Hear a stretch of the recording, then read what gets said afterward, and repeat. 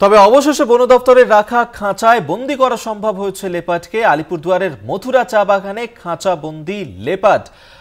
মথুরা চা বাগানে সেখানেই খাঁচাবন্দি করা হয়েছে ওই লেপার্ডটিকে, এবং ওই লেপার্ডটিকে ধরার জন্য বিভিন্ন রকমভাবে ব্যবস্থা নেওয়া হচ্ছিল বন দপ্তরের তরফে। অবশেষে ওই লেপার্ডটিকে খাঁচাবন্দি করা সম্ভব হয়েছে আলিপুরদুয়ারের মথুরা চা বাগানে। সেখানে খাঁচাবন্দি করা হয়েছে লেপার্ডটিকে। সেই ছবি এই মুহূর্তে তুলে ধরছি আপনাদের সামনে।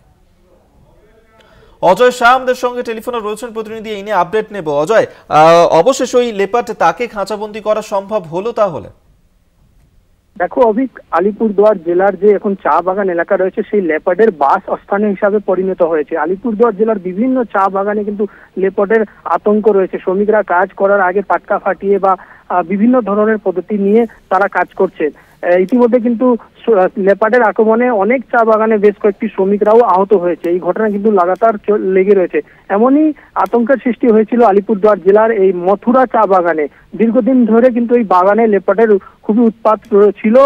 জলদাপাড়া বন দপ্তরের তরফে বাগানের বিভিন্ন সেকশনে খাঁচা বসানো হয়েছিল। আজ কিন্তু দেখা গেল সেই খাঁচায় বন্দী হয়েছে এক লেপার্ড। আর ঘটনাস্থলে কিন্তু বন দপ্তরের জলদাপাড়া রেঞ্জের বনকর্মী আধিকারিক তারা এসেছে লেপার্ডটিকে খাঁচাবন্দি লেপার্ডটিকে উদ্ধার করে নিয়ে যাচ্ছে। শ্রমিকরা জানাচ্ছেন যে দীর্ঘদিন থেকে এই বাগানে লেপার্ডের আতঙ্ক ছিল।